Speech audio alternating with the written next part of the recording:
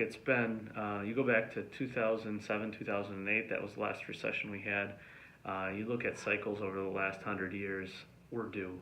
I mean, it's coming. I've been saying that for probably 3 years and probably seem like the boy crying wolf at this point, but we know enough from economic history to know that eventually we're going to see that kind of recession again.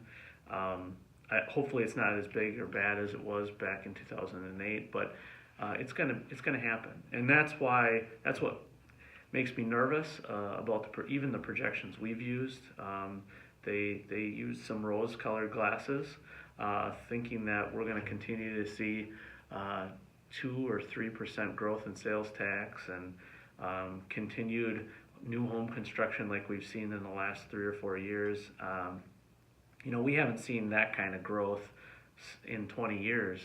Now we're seeing it just for the first time here back in 2018. So eventually that bubble will pop. Eventually that'll stop. And when it does, the difference between 2% revenue growth and 5% expense growth will all of a sudden become 0% revenue growth if we're lucky, and still that 5% expense growth, because government doesn't typically contract during recessions, whether it's county government, municipal government, school districts.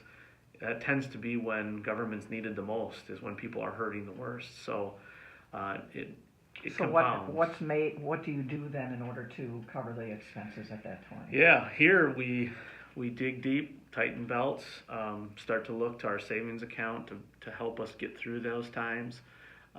But when you've been on a fasting diet for 15 years, it becomes even more difficult. So I get extremely nervous to think about what the next recession looks like, because people's livelihoods are hurt, no doubt. And then if county government isn't there to provide the safety net services that we're here for, we've got a real problem. And I think the same can be said for just about every level of government. What can we make of the big box stores that, I'll take a look at West Bend, the Shopko's, the Boston stores, the MC Sports, the Pier 1, and then what Ashley pointed out the other day, the number of foreclosures on the sheriff's sale board. Are these signs, or is it me just making up what I'm seeing?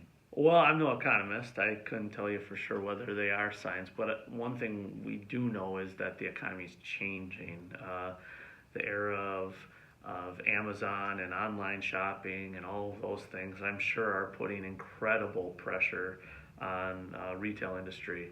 I firmly believe that a big part of the reason we haven't seen resolution to the dark store issue is because legislators deep down know retailers have all these pressures on them already.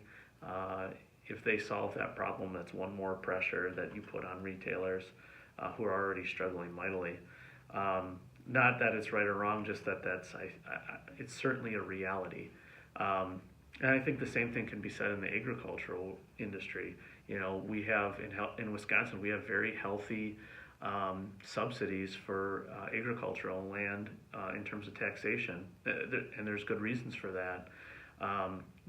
Many of those haven't been touched in a long time for the same reason. Farmers are struggling very badly. You don't have to look hard to find an article about dairy farmers that are going bankrupt left and right.